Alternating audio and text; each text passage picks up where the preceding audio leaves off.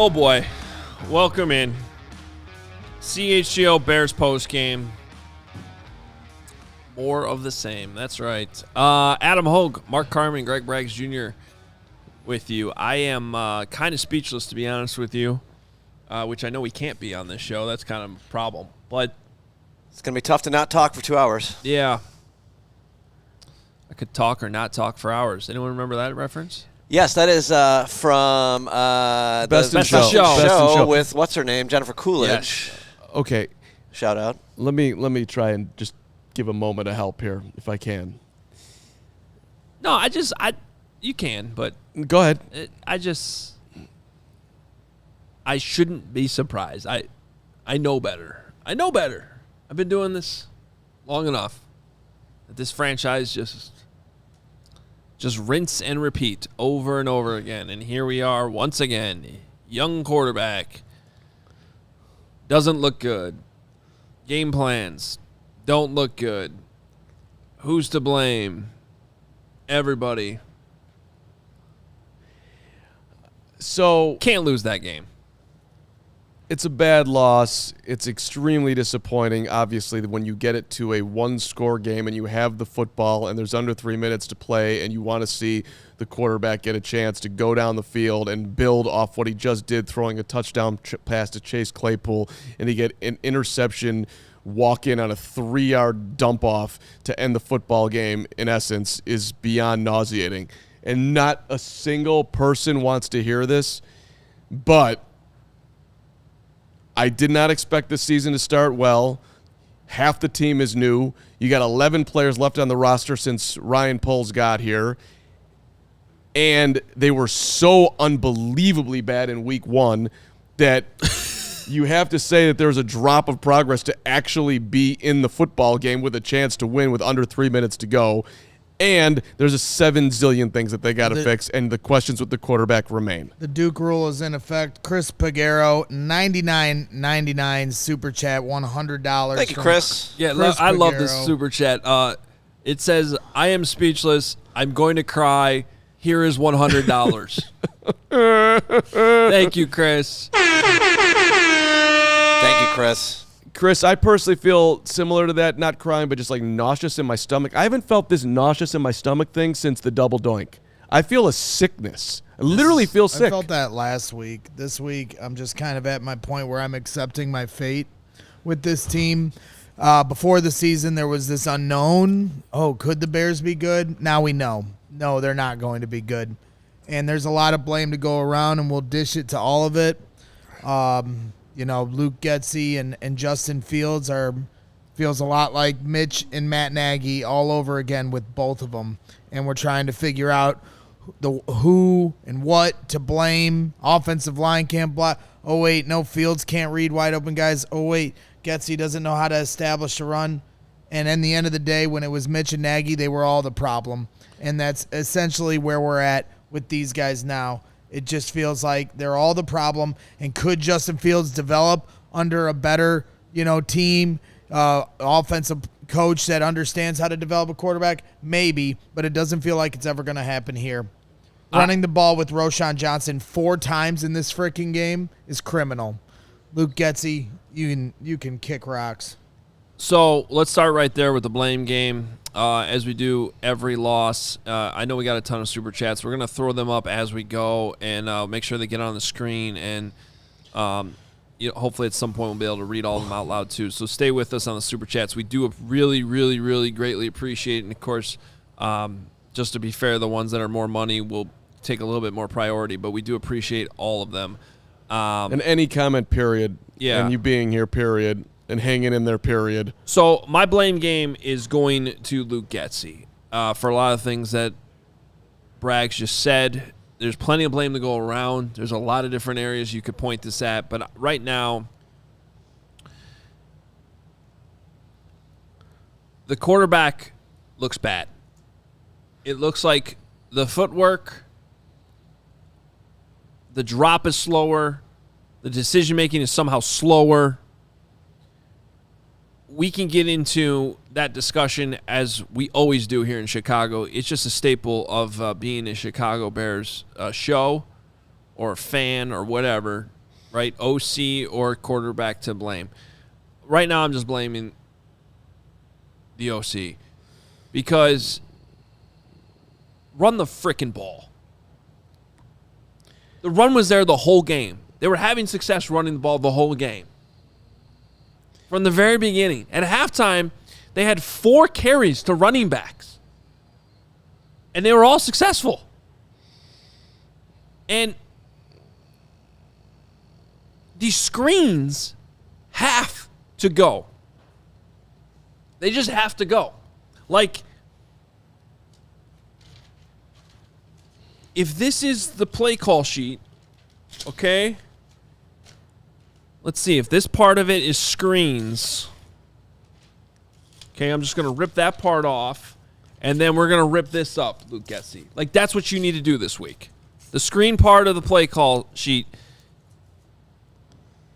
go away. You can't, like, I get that a couple of them worked. A couple of them did work. It's a good one to commit. That was one. The tight end screen worked. The one to Herbert late also worked. Yep. But how many were called? And the one, I don't care. You're backed up in your own end zone. You can't call that little inside screen there. It's too dangerous. You shouldn't be surprised that it turned into a touchdown. The game plan, again, now 2 weeks in a row, I just refuse to believe that there's this much talent on the offense, and they're getting this. And when they score, it looks easy. The first drive of the game looked easy. They get the ball to DJ Moore, it looks easy. They run the ball, it looks easy.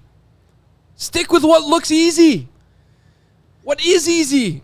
Why are they making this so hard?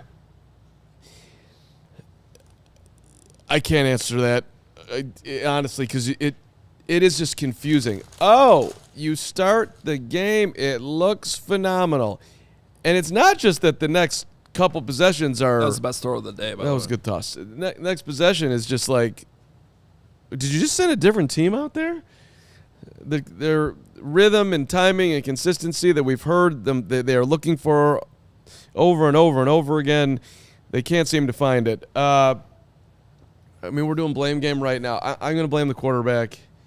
I don't care what the plays are called or whatever. You can't throw that interception in the game. You just can't. And it's just painful. Like if you go back and You're watch. talking about the pick six. I'm talking about the pick six on a 3-yard pass inside your own 10-yard line. Amazingly, there was another interception after that. Yeah, not that one. That's why I was clarifying. Yeah, excuse me, not the throw to Chase Claypool that was a decent throw that Claypool could have caught and didn't, and the second pick of the day. But I don't know. I get that there is a coaching element to this, but there is some level of urgency, taking the bull by the horns, something with Fields, like, and maybe we've broken him, but there is that it factor of I'm in control and just an urgency and seeing the field playing like you're going to win the game. I mean, let's be behind the scenes moment when they started the drive down 3 with 2 minutes and whatever it was to go. What do you think's happening on this drive? I said, I think he's going to throw an interception. And 2 plays later, he threw an interception. And I have taken no whatever and being right. I was like, oh my God, this would be so unbelievable if somehow through all of this where Bears Twitter and Bears fans who are not on Twitter and every Bears fan everywhere was like literally jumping ship and they actually had a chance to win the football game. It was right there for them. But admitted, nobody had confidence there. I had about 2, I think I said 2% confidence. How confident were you at that moment? Zero. Right. Yeah. So I got to, Fields has got to take his part in this. And that's all I'll say, Justin. Yeah, there's no more excuse making for Fields. I agree with that when you talk about some of the wide open stuff, and I'm sure the All-22 is going to only illuminate that more. But at the end of the day, on that final drive, they did start off hot. And what happened? A penalty brought it back on Chase Claypool. And my blame game goes to Matt Eberflus for this. Let me explain why. Chase Claypool last week didn't want to block. Reports come out that he's apologized to the team. Ryan Poles says this morning that he had a talk with Chase Claypool about his effort, specifically on blocking. Justin Fields talked about the blocking to end the game on the presser after the game last week against the Packers. This week, he wants to show effort. Well, guess what, ladies and gentlemen? He doesn't have the technique or understanding of what he's supposed to do on that play, and that is to wait until the screen pass is thrown and then you block. So that's you, Matt Eberflus, not having your team ready to play. And oh, guess what? You chose to have St. Brown inactive for the second week in a row, and he's the one guy on this team that knows how to block. And Justin Fields said he's the leader in the wide receiver room. You guys want to keep having meetings after every failed down in possession? Well, you don't have the leaders that can talk to the guys about what they're actually supposed to do. And it's just going to keep happening week after week after week. Matt Eberflus, this is on your watch. All of this stuff. Luke Getsy, all of it. They're your assistant coordinators. They're your guys. Enough's enough. You don't know what you're doing. You don't have your team prepared. You're the one that decides, hey, Roschon Johnson breaks off 30. We're going to stop giving him the ball for the rest of the game. That's your watch. It's not just Luke Getsy. All three of you bums can hit the road for all I care. I'm going to be sick of talking about it by week 5. You're going to blame Matt Eberflus. We have a Duke alarm. No, hold on, pause. Way to go. I'm over it, man. No, great job. It's week great 2. job. Great job. Everything you said is right. And let me just This is back gonna you. be a long season. Let me just back you up on the EQ point. Justin Fields is up there at the podium talking about everything you get with him is reliability. He knows how to run routes, seasoned vet, all of it. That's your quarterback talking. And there was no way that you were going to make Chase Claypool inactive. You did the right thing there. He's one of your most talented players. Why the hell Velus Jones was active today in the place of EQ is completely ridiculous. And to run the one play, the only way that you know how to get the ball to Velus on that stupid sprint reverse, whatever the hell that thing is, we just had to have that guy active today for a dude who actually knows how to play the game, which you're screaming for on a team that has no idea what they're doing, is completely ridiculous. I puked when I saw that handoff to Velus, loss of 5 yards. Yeah. I mean, Jesus. And I think he missed the inside cut on that one, too. The blocking wasn't great, but he could have Holy shit. All right, the Duke. Oh, my God. This is insane. Yeah, so the it's Duke. not great, actually. What was that? It's not great. You got to read it. It's not Okay. great. Well, We love the number. yeah. The Duke coming in with a $400 super chat, which I think the only other time this was topped or matched was when the Bears got the number 1 pick in Week 18 last year. I think he did it back then too. But our guy, he says, guys, thank you for all you guys do. This coverage is the best out there. Got to step away from this team for a while for my own mental health. I look forward to your Caleb analysis when I come back later in the year when we're on track for 0-17. I hope Warren fires everyone. Let the new guys pick the new QB. Total reset. I love the Duke, and You cannot leave us. I'm scared. Not that he's allowed to leave leaving us. You can't leave us. I don't Duke, care. we're in this together, man. If we're going to sit here, you're going to sit there. Thank you so You much. can't leave us. You're too important to us. And it makes me want to cry. Yeah, man, I'm upset. Yeah, It's very Duke, sad. Duke, I understand the Or we can all go to Duke Island together, please. Can we all watch the rest of the season on Duke Island? I'm going to say this. You know, we talk about our diehards, and we have our guy, the shirtless wonder, whatever you want to call him. What do we call him on this show? Naked guy? I just call him Naked Guy. Okay, well, his name is Kevin. He's the king of the world. I happen to be over there kind of facing out the window when the interception happened, the bad interception.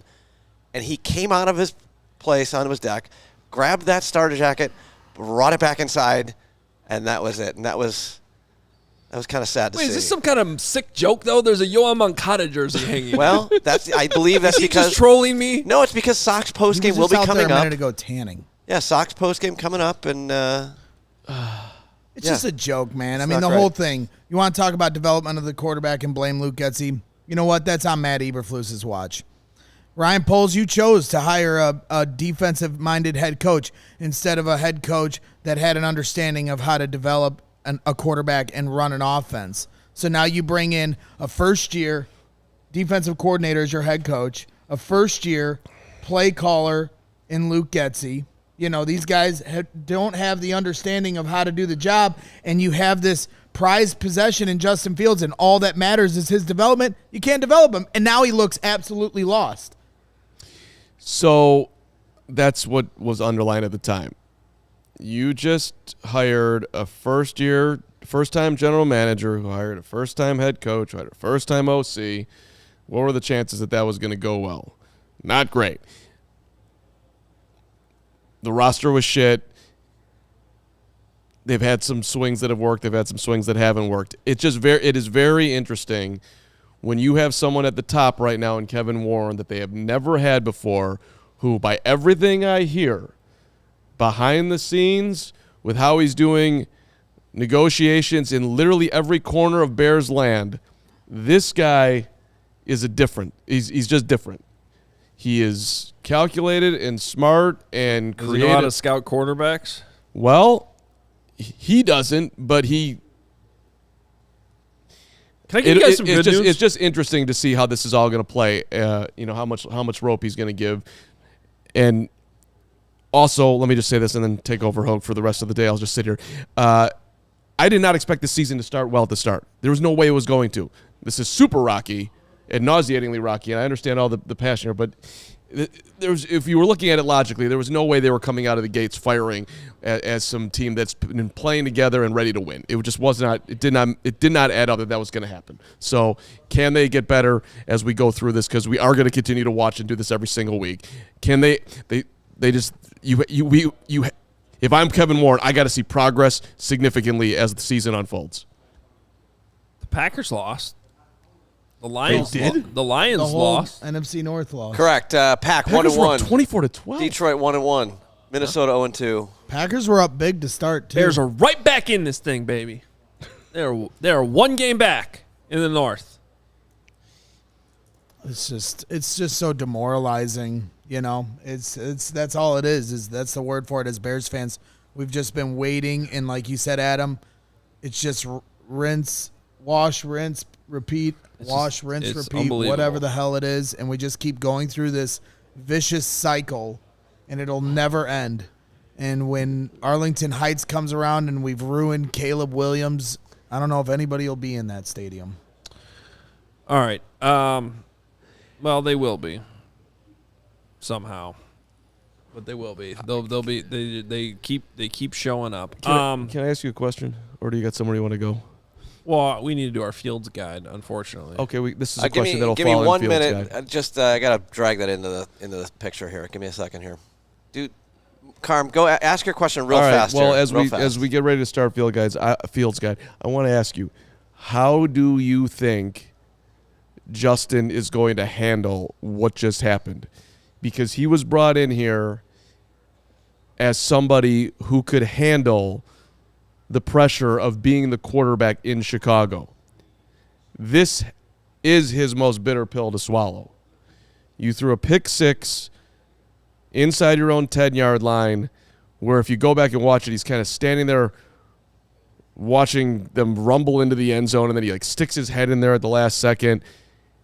It is a lot to digest and come back from and keep your confidence about you. And maybe he's built to do it. I'm just curious how you think he's going to be able to handle it. Well, I mean, that's what we're going to find out in these pressers, because last week it was a lot of finger pointing, right? And that's what we talked about. Getsy even on Thursday. You know what? I don't really. I think we're wasting our time talking about that. You think he's fine? Today, and here's the numbers for you. Justin Fields. Here's your Fields guide for week 2. I mean, it's not good. 16-29, 211, 1 touchdown, which he just barely fit in there. Cover 3 beat the free safety. Good job. Took 5 sacks, only 3 yards rushing today. think a couple of those were design runs too. Of course, the touchdown. Also fumbled twice. This was the first time, maybe not first time, but did he look comfortable to you at any point in this game? First drive. Yes. Okay. First drive. From that point on, I mean, he took some weird sacks where, like, He's just always late. and everything is so slow. Yep. And it's getting slower. That's what has me questioning some of the coaching. How is it getting slower? Yep. The footwork looks slower. He's holding onto the ball longer. The release looks longer.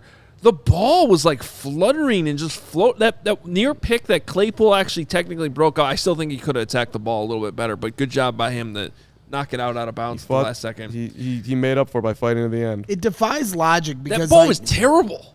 It defies logic because when you watch last week's film breakdown by Tim Jenkins or JT O'Sullivan, then you watch today, you don't even need the film breakdown on some of these throws. There are guys standing right in front of him, wide open. Guys waving their arms, wide open. And DJ Moore was literally clapping at one point. And you look at Fields which way it looks like he's looking. I'm here. There's no way he can't see these guys. So it defies logic. It's to a point where I think he's just completely blacked out and he's broken. Once again, Oh God. Broken. He's the football player version of you, Braggs. yeah. Well, and I thought Robert Schmitz did a great job during the week, the last few days, of breaking down, like you were talking about his drop being slower. JT O'Sullivan pointed this out. And then Robert Schmitz did a really nice job of showing his drop 2 years ago compared to this year. And like you said, it's getting slower. Yeah. So he's just thinking about it way too much.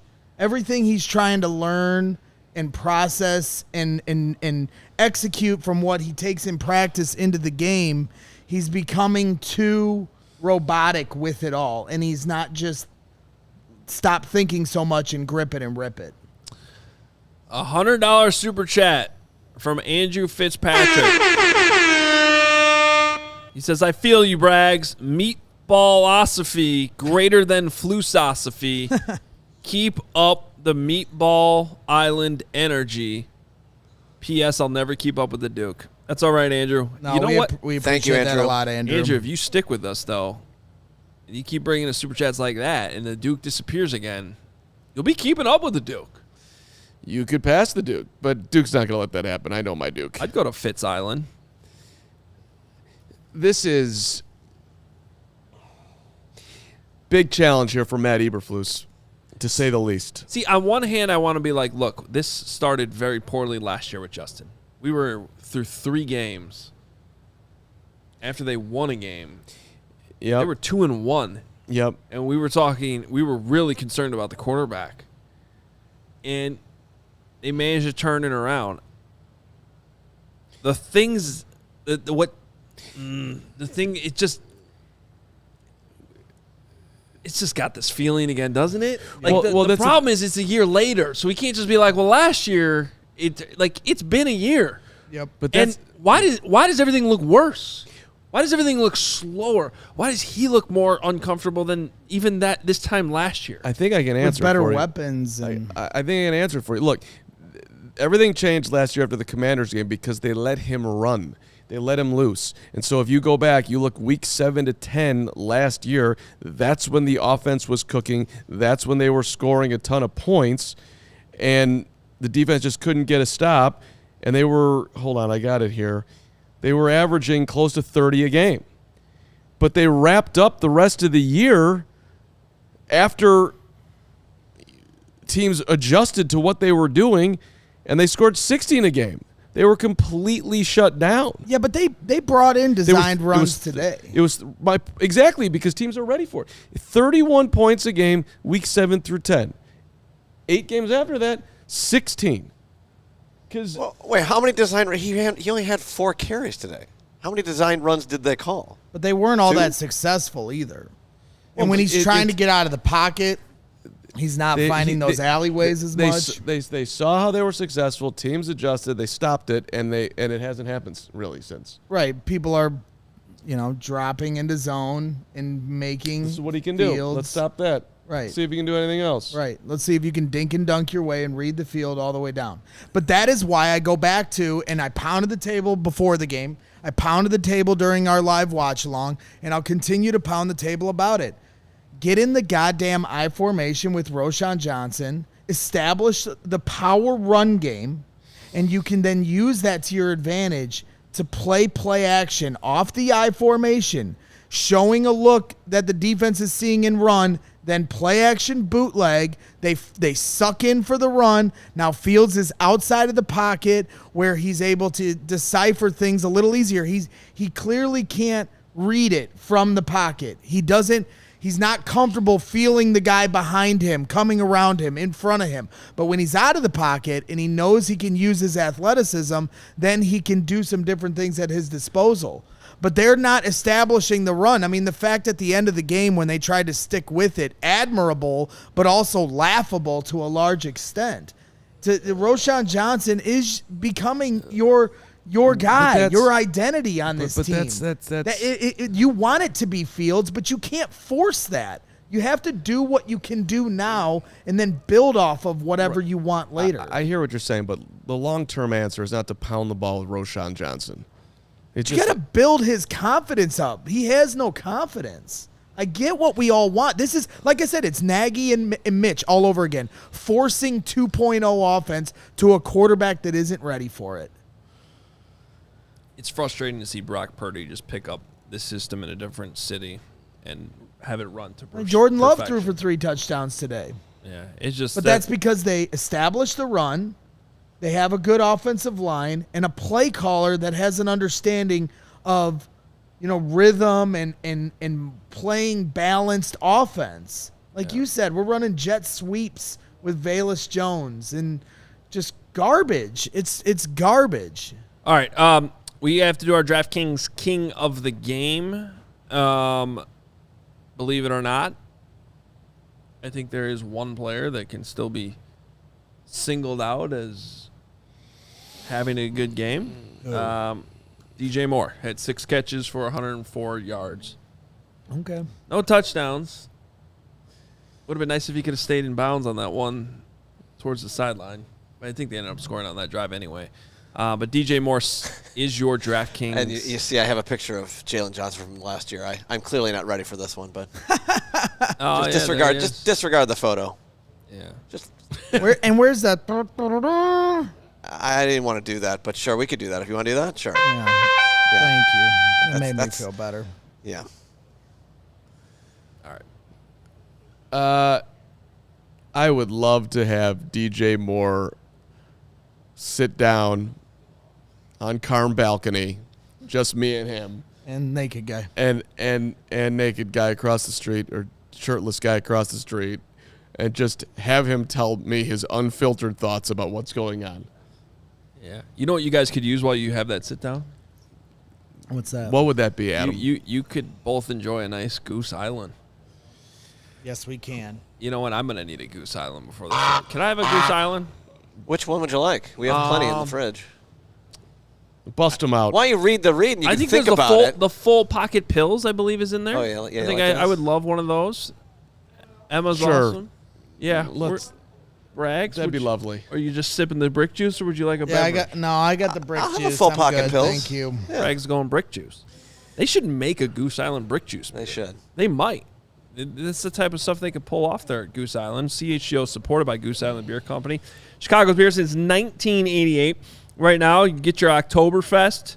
Who knew the bear season was going to be over before Oktoberfest really went into full swing? Beer Hug. Those are good One year game round. back. Beer Hug will get you all the way to week 18. If you really need, it'll be like a warm hug that you need to get through these Sundays. 312 wheat ale. You can never go wrong. And then there's this. Let's pass these around. These full pocket pills. Oh, God. Oh, so cold. What a great fridge we have here at CHGO Thank you, Emma. Make it all come through. Look at how cute this thing is. This thing, yes. I believe that's like a panther in a helmet, if I'm not mistaken. Let's. You really want to do the full pocket pills. If you like a pills, it's delicious. I love that beer. Full Pocket Pills. Grab Ultra Fresh Brewery exclusive beers at Goose Island's original brew house on Clybourne Avenue in Lincoln Park, or from their tap room on Fulton Street in Westtown. Goose Island Beer Company, Chicago's beer. Good beer. Adam, We do beer well. I want you we to don't do football well in I this want you town. to take back what you just said. Will you take back what you just said? About what? The bear season being over before people Hey. are joining Oktoberfest? That's right. I want you to take that back. Can you just please do that? Well, they're going to be 0-3. So, be 2 games back. Season's not over, damn it. Charlie, the bacon guy, is based out of Woodridge, Illinois. Charlie. bacon, baby. He knows that it's not over, and he makes craft bacon and bacon jams in over 30 different flavors. The Oh, product so good. is always a nitrate? Nitrate-free. Nitrate-free product. Come on, Thank bro. you very much. I'm Nitrate-free. learning. My bad. Order lots of bacon. Bottom line, it's delicious. It's vacuum sealed. It freezes great. Bacon lasts in the package up to 45 days in the fridge, 6 months in the freezer. The bacon jam lasts about 60 days in the fridge and usually about 20 seconds, by the way, when you have it at home, but up to 6 months in the freezer as well. Favorite flavors, he's got the maple pepper, the French toast, the chorizo, the jardinera. The bacon jam goes perfectly literally on anything. Scrambled eggs, toast, crackers, burgers, grilled cheese. I recommend Ruffles potato chips. Charlie's- I had about 3,000 potato chips with the bacon Yeah, jam. I mean, literally, you can just spoon it, by the way, which I do plan on doing for myself and also for Poppy the puppy, who might have to come to the studio next week, because we need a boost around here. Excuse me, Charlie. Instagram at Charlie the Bacon Guy, Twitter at CZ the Bacon Guy, and you can email him too, charliethebaconguy@gmail.com. Get your orders in. Instagram, Twitter, email charliethebaconguy@gmail.com, and thank him for the bacon and for sponsoring us here at CSGO. That sounds pretty good right now. Let's fire through some super chats here. oh my gosh, super chats. Yeah, we got a lot. Holy cow. Hey, where'd Braggs go? I have no idea. Okay. he'll be back, We've had a lot of super think. chats. Let me. Oops. I'm about as confident in Bragg's returning as I was if That's the fine. Bears were going to score. Did he literally just leave? Let's start with Andrew because he's been keeping the lights on for us. Threw in another one here Andrew for dropping 50. a $50. He says, good point, Adam, playing the long game. Look out, Duke Island. Fitzopia. Ooh, I like Fitzopia. Yeah. Fitzopia. We haven't even talked about the injuries yet. Keep going with the supers, because man, Big Cram? How about Big Cram? Big Cram. You know what? Big, Big Cram. I'm so sorry, Big Cram. Can you turn off the show? Thank you. Big Cram No, 19. I don't know what's that we're happening. still over doing here. a show? Hot take. Poles is building this team with this quarterback class in mind. Caleb Williams or May. I'm not serious, y'all. I'm coping. I can't deal Justin not being good and us going through the Nagy and Trubisky situation all over again. Like Yeah. I'm going to push back on Braggs on this because I think Braggs keeps on saying that because he believed in Trubisky and was wrong. Justin Fields is not Mitchell Trubisky. Justin Fields set a record for rushing the football in the league. This is way worse than what Nagy did with Trubisky in my mind. This is some serious malpractice. Yeah, and the idea of drafting another quarterback from North Carolina to replace Fields, that would be sheer irony. That I don't even think I can handle another draft. we're not going Carolina. We're going out to USC. I we're getting mean, Caleb you Williams know, if that's happening. Thank you very much. But I'm going to At least this Carolina quarterback would have started more than for one season. Let's Yeah. just say that. I want to see Tyson Bagent before we have to start talking about drafting quarterbacks. I'm being serious about that. Listen. I'm get people writing at me on Twitter. If Agent starts this game, they wouldn't want it. I mean, we don't know that. The We guy's- obviously we don't know that, and obviously we don't know what Tyson Bagent is. We doubt that highly. Let's just be honest. Come on. Let's be honest. I mean, it is going to be hard for anybody to play behind this offensive line right now. Do I think Tyson Bagent could walk on the San Francisco right now and execute the game plan there and I just win a don't. lot of football games? Sure. Do I have the faith that would happen here? No. Well, and I just don't think it has anything to do with the offensive line. Again, it's about the play calling. You know, you want to develop Tyson Bagent and then put him in shotgun for 30 snaps instead of getting under center, getting in the I formation, running the ball, playing, that's what helps develop a young quarterback. Look at Jordan Love.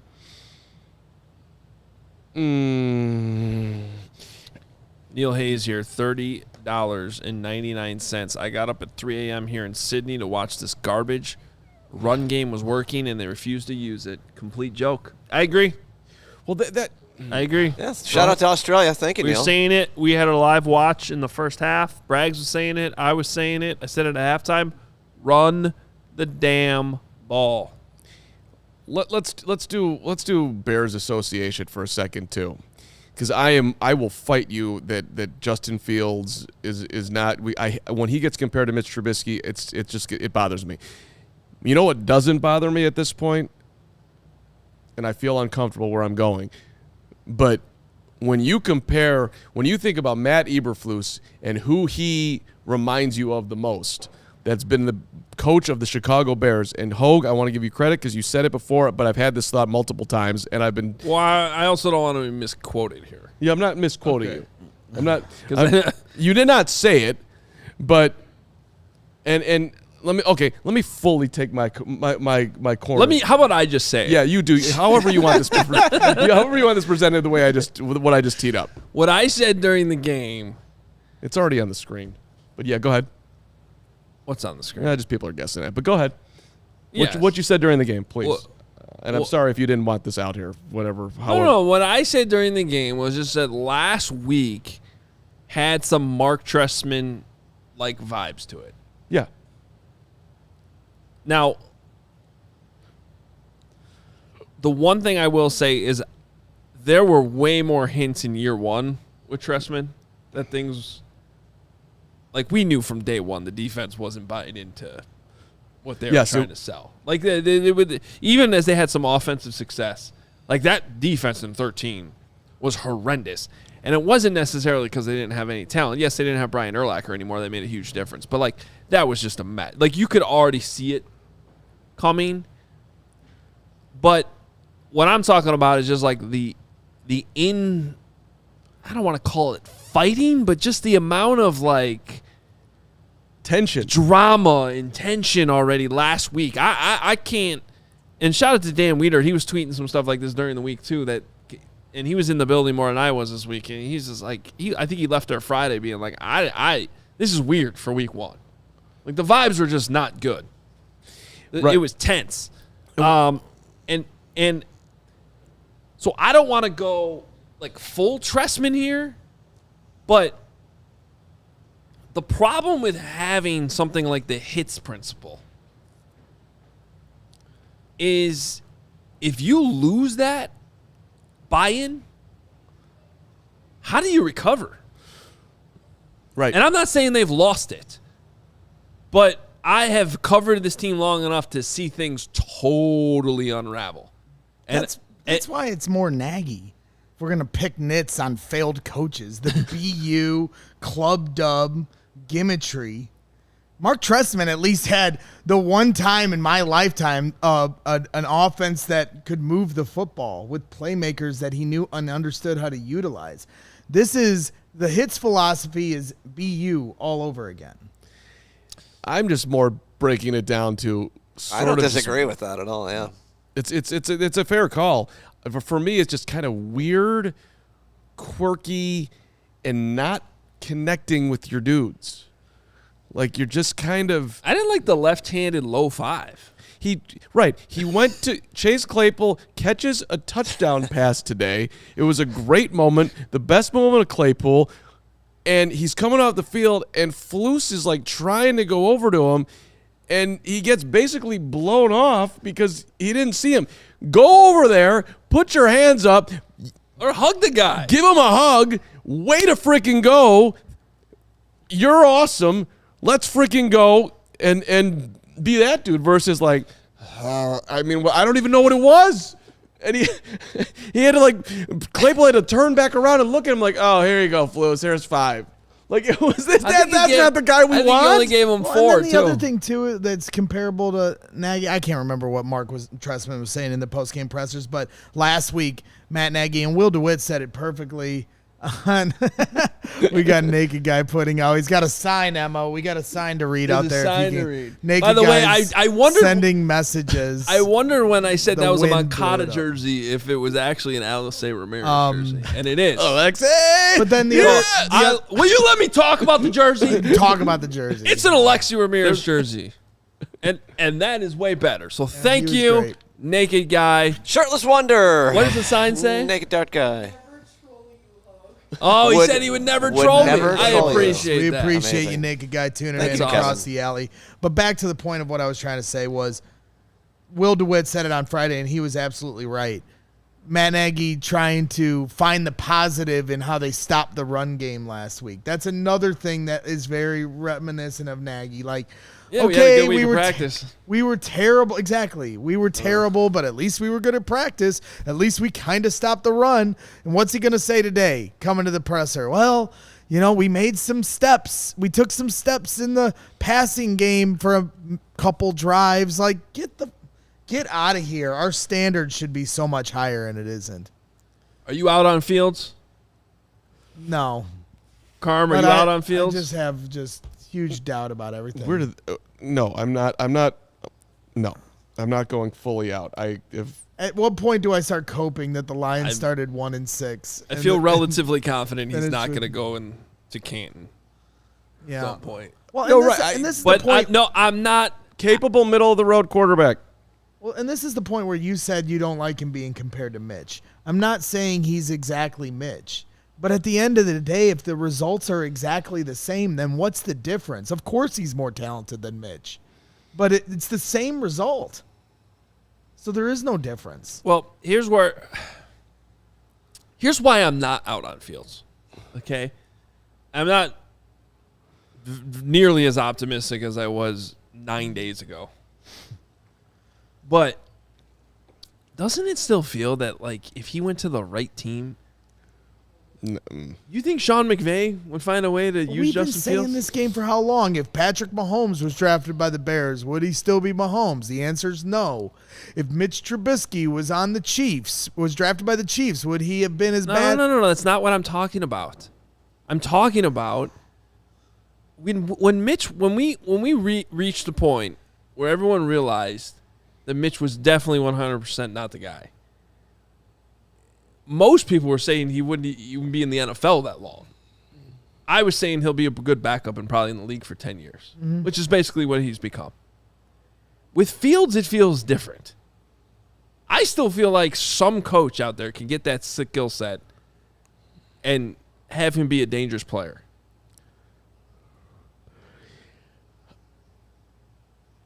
If you had somebody who knew what they were doing, Well, I've said it a million times. If Justin Fields was on the 49ers, he would have tore the league up last year. if you had somebody who knew what they were doing with Justin, I just think it's funny. In the offseason, he had the most votes of anybody for MVP.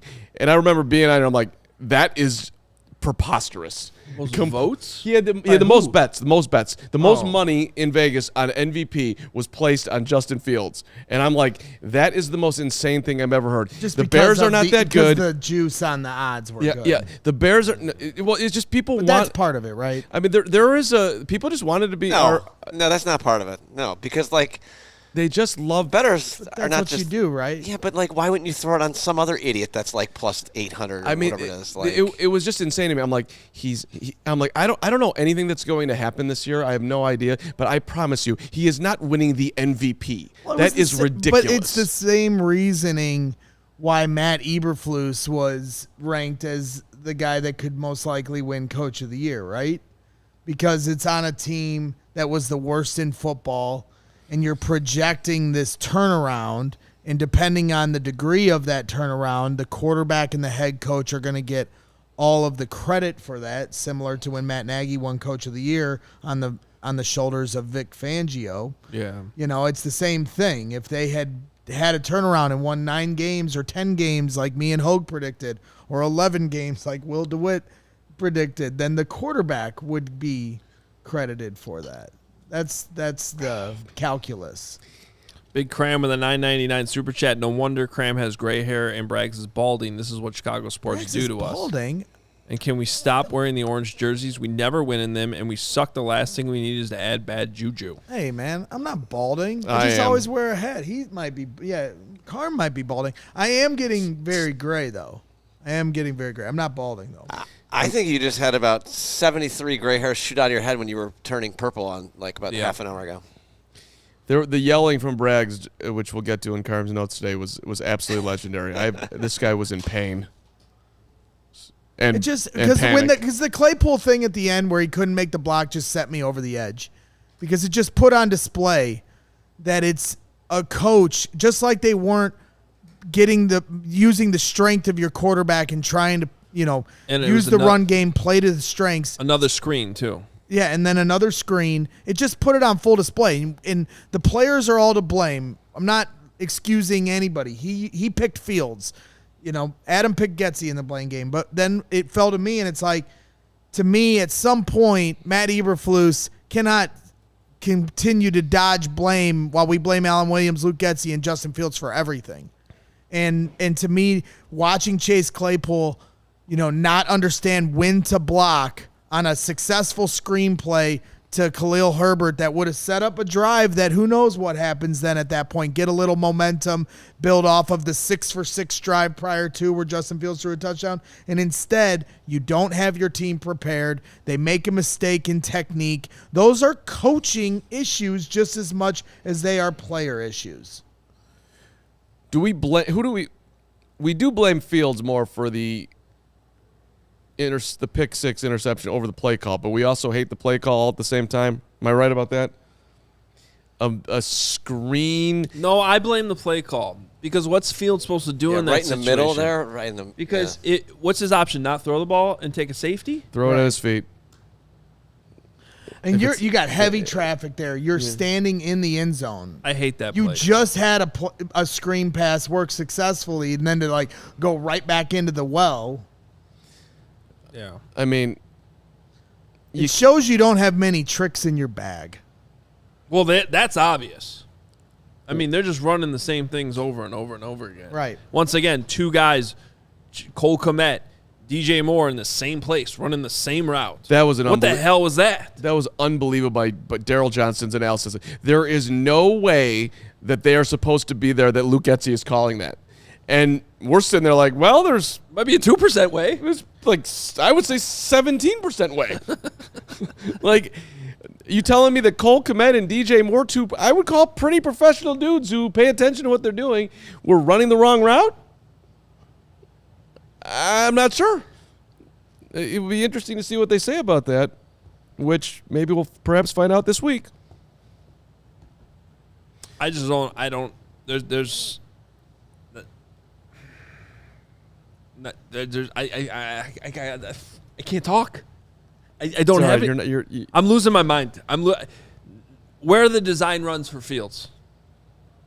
Well, they ran one. No, They again, ran one. They ran one. 4 carries for 3 yards is insane for Justin Fields.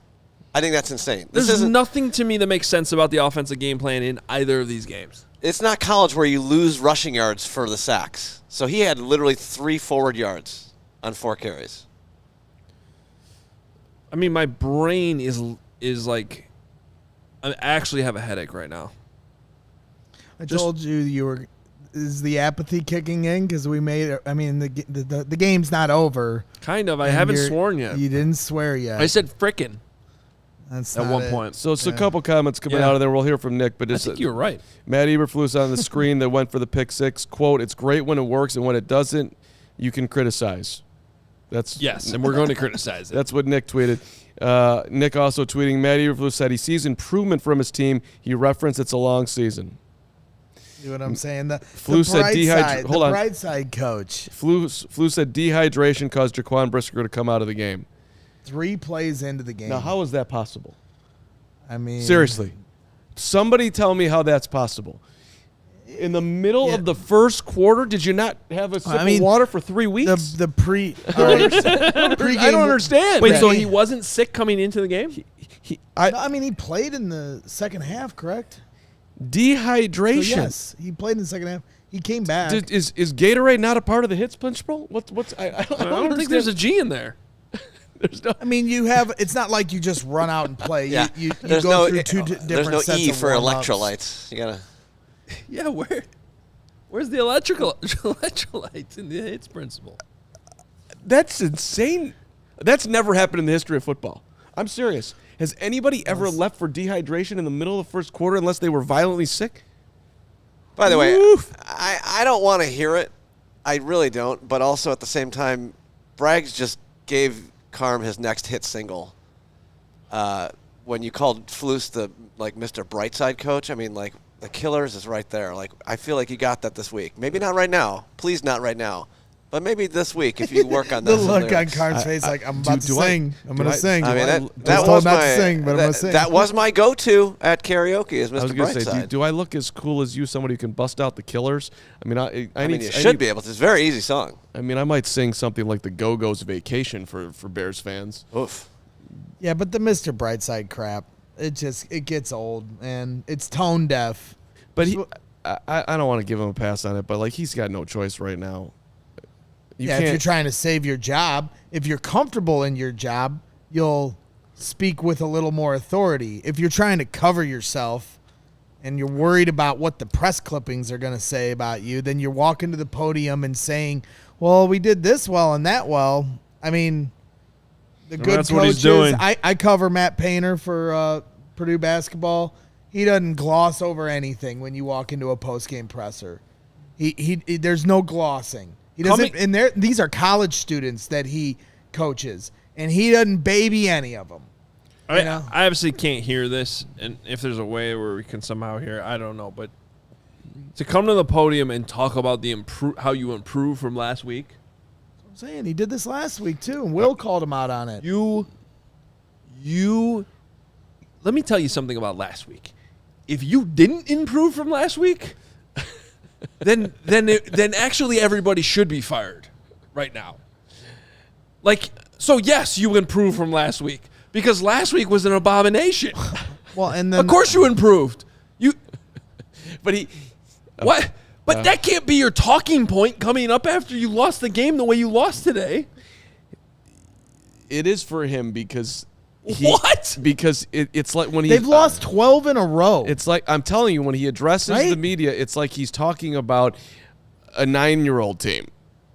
The guys came in today and they really had good Exactly. energy That's and pathetic. they sat down and they paid attention and they were really on their keys and they like, okay, all right, this is the NFL. My son got the offensive trophy today because Dude, he got even the young he got a ki- first down. Even the young kids. I mean, is that what we're doing here? He's 9. It's third grade flag football, so I appreciate that. You know, good. I'm going to give him his props when I get home. But he's a 9-year-old. He's not in the NFL.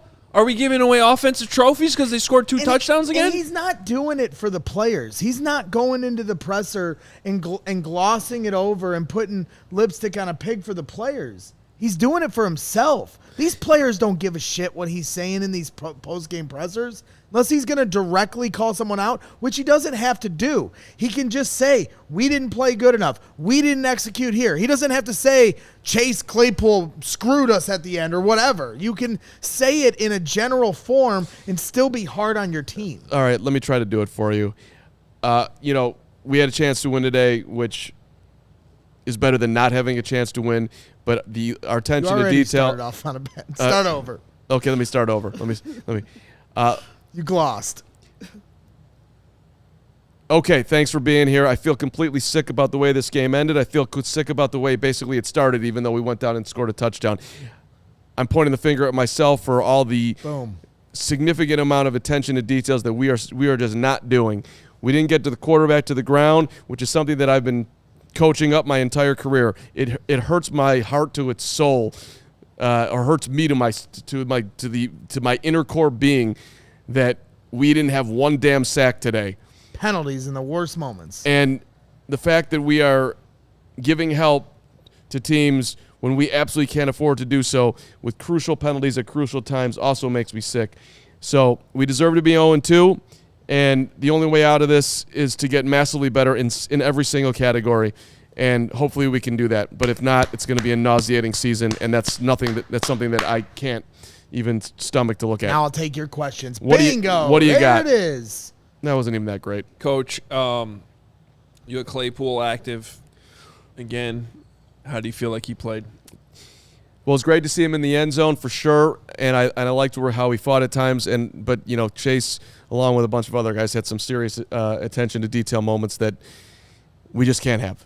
Is it possible that you are asking him to do things that he cannot do when you have Equanimous St. Brown is your best blocking wide receiver inactive? I do think that overall, when we look at how we're not winning games, we have to look at the way we're leaning into our players' strengths and be better at emphasizing that versus asking guys to do things that they apparently have now shown us over and over again that they're not good at. Let me answer it. You go ahead. These are professional football players. You should be expected to be able to do every part of your job. And if you can't do every part of your job, then you're not a professional. To be honest, I actually thought that was kind of a ticky-tacky call by the refs. I think by the letter of the law, he did block early.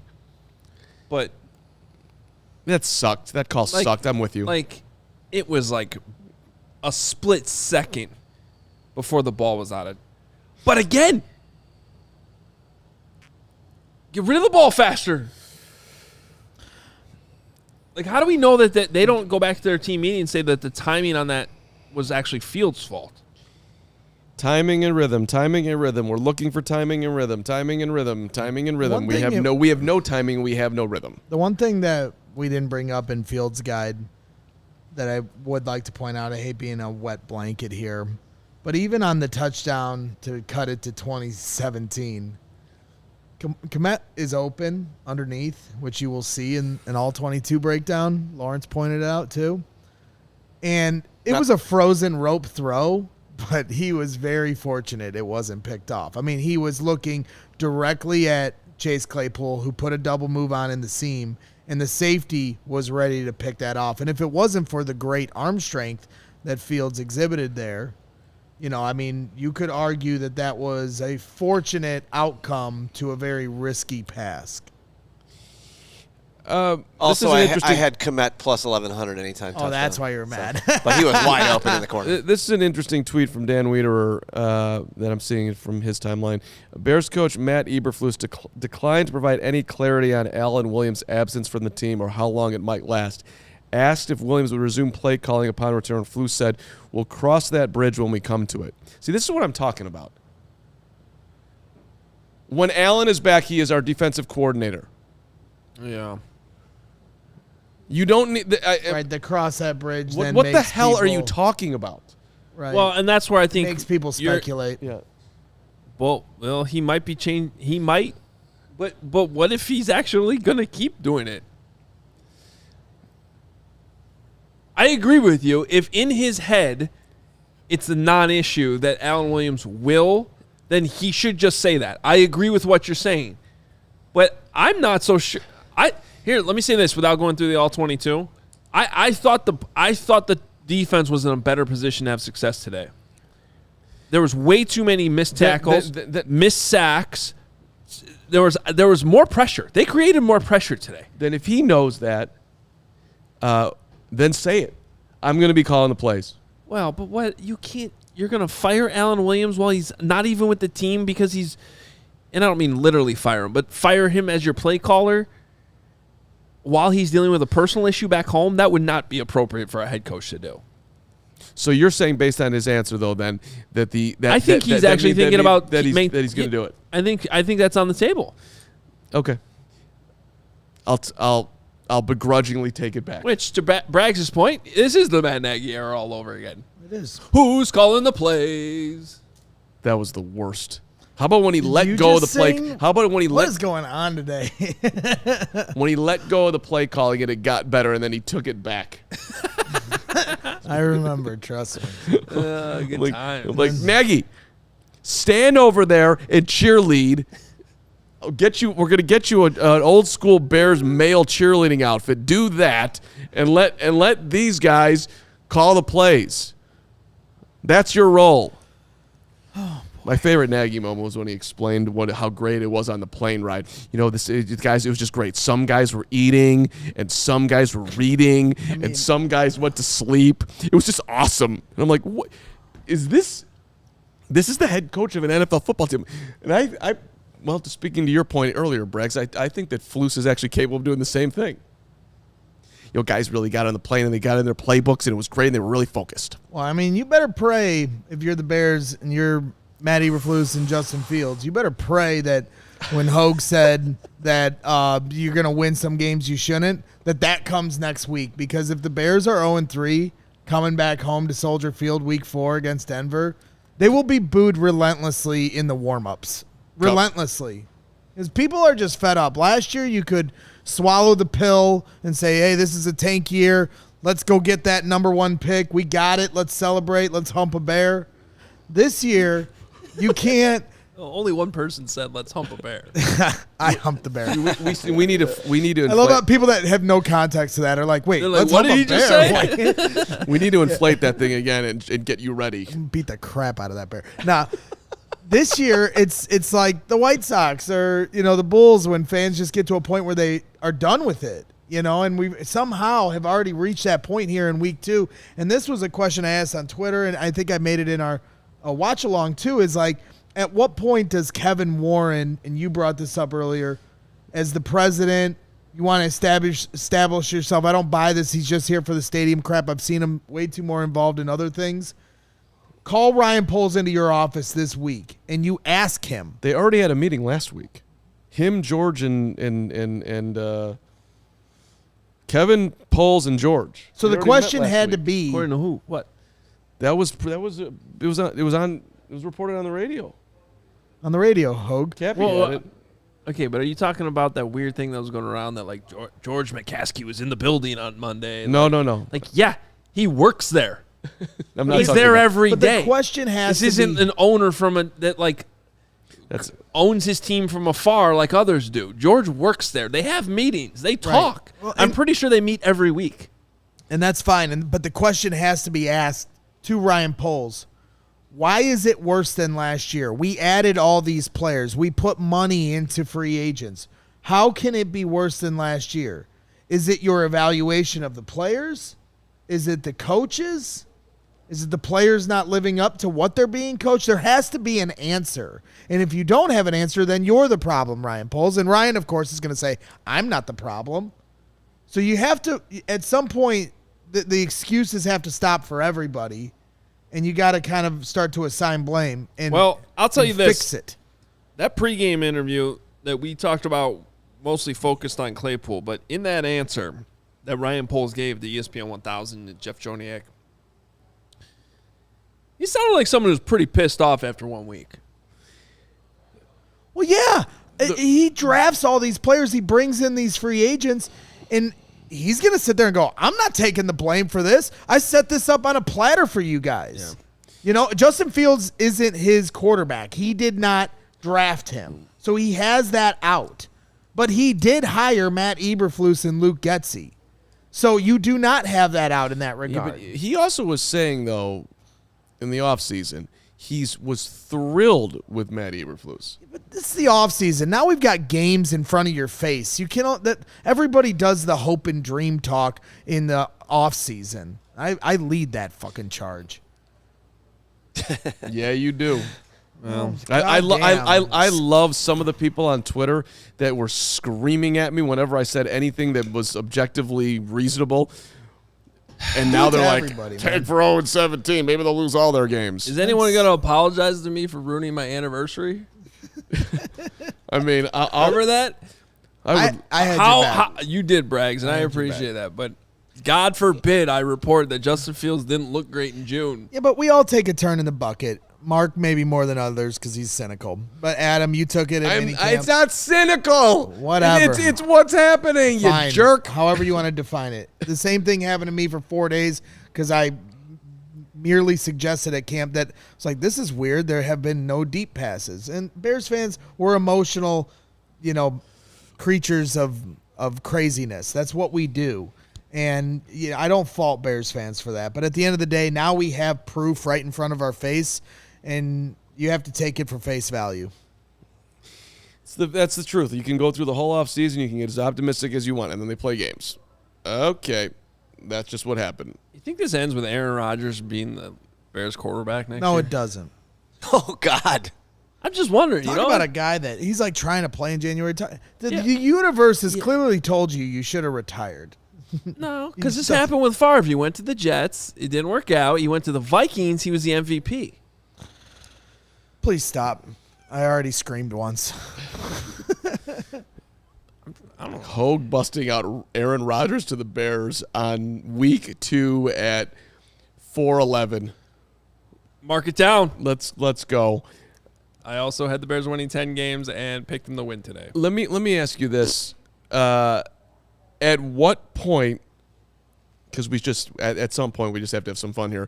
At what point, Braggs? I just tried to with Aaron Rodgers and you shot me Well, down. that's I was 'cause trying to have fun. It's too personal. At what point will you start rooting for the tank? Now, I'm not rooting for any tank this year. Really? No. They start out 0-5. Well, there might be a point where you're resigned to the tank, Yeah, but this season was not supposed to be about rooting for the tank. I agree. I This is- understand. this- I know what it agree, was. and you have No, the no. Panthers. Let me be very clear on that. If they're in that position again, then I think there are changes. Then I think you're talking about right. Everybody should already be, because that's one of the things I put on Twitter. Normally, the Bears are the assess the damage after the season, fire everybody then. Will there come a point this season where they fire everybody before that? Now that there's a new president in place, George McCaskey never likes to do that, but maybe Kevin Warren will, if it continues to go this way, steer him in that direction where it's something that you cut the cord earlier. Then you could say, okay, we're hitting the reset button again, and then you're rooting for a tank. But no, you have the Panthers pick in your back pocket. You should never root for the tank, no matter how little amount of wins they have. Okay, so you're saying that if If you're going to go to the most extreme I example am. to the Yeah, last I am week of the because- season, because and it's, the number one pick is on the line again, yes, No. I'll root for the tank. No, with you. I'm not That's- going. I'm not going to the most extreme. All right, I I'm thought going. I'm that's going to what you 1-8. You want them to win that? You want them to win week 9, or are you going to turn? Okay, so in that regard, as far as talking about Fields' development, that's going to be the tricky part, is if they get off to a horrific start, when Yeah. all the money was on the line. 1-3. for the- 1-3 feels like a pipe dream, by the way. Right. I mean, that's a 50. If you had to bet right now your life, are they let's going to say be they're 1-3 or 0-6, 0-4? and the season is over. Let me finish this Broncos game first. Real Get quick. back to you. 0-6, and the season is over. Yeah. All those games where the pressure was on and Fields didn't live up to it. But then all of a sudden, eureka, the light turns on for Fields when it doesn't matter. How Well, much? see, yeah, but But I'm gonna cut you off right there. It would not matter. But No, that's no, what no, I- no. how If much they're stock- 0-6 and 0-7, I'm telling you, Tyson Bagent's going to end up playing quarterback this year. And quite frankly, it would be stupid not to do that. You have a promising, Brock Purdy like quarterback on your roster. If they're 0-6 and 0-7, it's partially because Justin Fields has still not turned it around. And at that point, you're not giving him a 5th-year extension. Unbelievable. You, I just can't believe that this is even a real. well, we're talking about hypotheticals. Oh, I get it. I'm just saying, like, But before dude, you they get could to realistically start 0-5. I mean, they're going to be 0-3. Are they beating Denver? because to me, there's too much talent here that if Fields turns the corner, they're going to win some of those games. They're going to beat Washington, right? So They're going to beat Tampa. Baker Mayfield sucks. Remember that? Well, but that's exactly my point, though, Greg. I had them winning today because I thought Justin would be better, and he wasn't. So that's my point. If they're going to win some of those games, the quarterback's going to turn it around. So if they're in a spot where they actually are 0-6, 0-7, I think they're moving in a different direction at that point. Don't you think? And it would be. I don't. I think. Boy, that would be just dumb. I don't think they would play. Honestly, I do not think they would play Bagent and actually say they're punting on Fields until. What would they be holding on to, though? They'd be holding on to his talent. But they didn't draft him. I understand. They signed Bagent.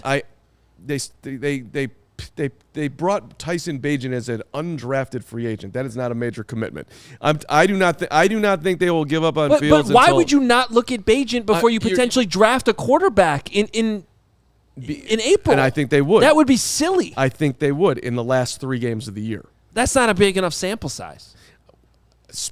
I hear what you're saying. Yeah. I just don't think they'll be that aggressive with Justin if we get to that point. But And I want to be very clear. I'm not sitting here saying calling for Bagent. The hypothetical was if they're 0-6, 0-7, how are you handling the season? To me, it's not about the tank at that point. It's about evaluating what the hell there is on the roster, regardless of what position we're talking about. But that better include quarterback. Commanders are losing to the Broncos 14-3 right now. I guess And Washington is the one team that I can see in the next. You play them on the road on Thursday night after playing Denver at home. That's the one game where you could say they should be the favorites if it was just on a. I mean, it's at Washington. Listen, it could very easily. Speaking to that, it could very easily go from 0-3 to 2-3 with Minnesota at home. You could be sitting here at 3-3 on October 15th if we want to go the other way, and it would feel a whole lot different if they actually. They're allowed to turn the corner at any moment. Right. They're allowed to. Look, the whole game was a massive freak out in here, and they were one drive away. But we had 0% belief in. Do you think the Bucs are good? Yeah, I think the Bucs. Yes, Well, they're not, I think the Bucs they're are not terrible. I think mean, the they're Bucs. 2-0. I got the news Bucs have for a you. good defense. Okay, the Chiefs held Trevor Lawrence and that Jags offense to 9 points today, 3 field goals. You know what they're doing in Kansas City right now? Matt Nagy can't wait to get in that game playing room. It's a get right week for that Chiefs offense because they're still kind of slow. Don't even remind me. It's so good that Matt Nagy's rooting Kansas City right now. 17 points. 17 points. Don't even remind me that we have a Matt Nagy parody guy in our chat that's just going to give us hell all week. Look, this is why if everybody wants to take a deep breath, okay, they're going to be 0-3. They've got Denver, then home with Denver, at Washington, home with Minnesota, Las Vegas. Winnable, winnable, winnable, and winnable. Every single one of those games is winnable. Now they also losable because they're the Bears, and like. Wait, that's just. But they're not. But it's This Tampa game was supposed to be a lock on the schedule. You were the only, with all due respect, dum who picked. I'm Everybody talking knew they were losing today. I'm talking about 9 days ago. You can't look that far ahead on the schedule right now and be like, "That's a win. That's a win. That's a win." I'm not calling it a win. I'm calling it winnable. I'm not calling anything a win. I mean, to the people But that are what writing, about them? What about this team is giving you any actual hope that that they will win those games? Okay, you're making me speak into optimism, which is a very uncomfortable position for any Bears fan right now. But I will attempt to do it. They were in the backfield a ton today. Can somebody make a freaking tackle? Jesus, Yannick Ngakoue. I mean, my had God. the quarterback They dead couldn't, to rights. though. They didn't, but I was. You think they're going to tackle Mahomes next week? Russell Wilson the week it after would that? be so Bears. It would be so Bears to win next. Oh, that next would be, week yeah. beyond any reasonable. Hey, I've been to Arrowhead one time in my life. The Bears won the game. Right.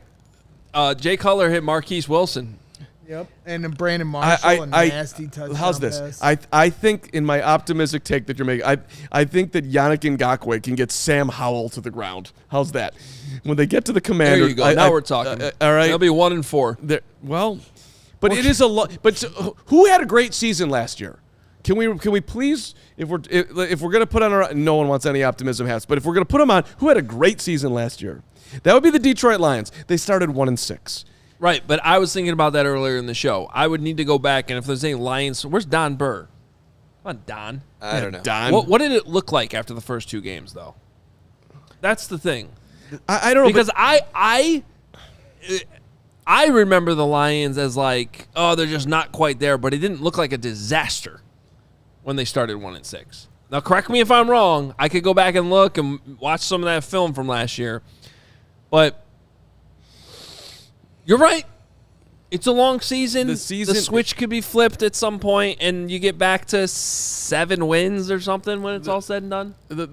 right. And then we're looking at it like, oh, they played better in the second half, and Well, look, you okay. still have a massive decision to make with your quarterback. The Lions weren't in that position.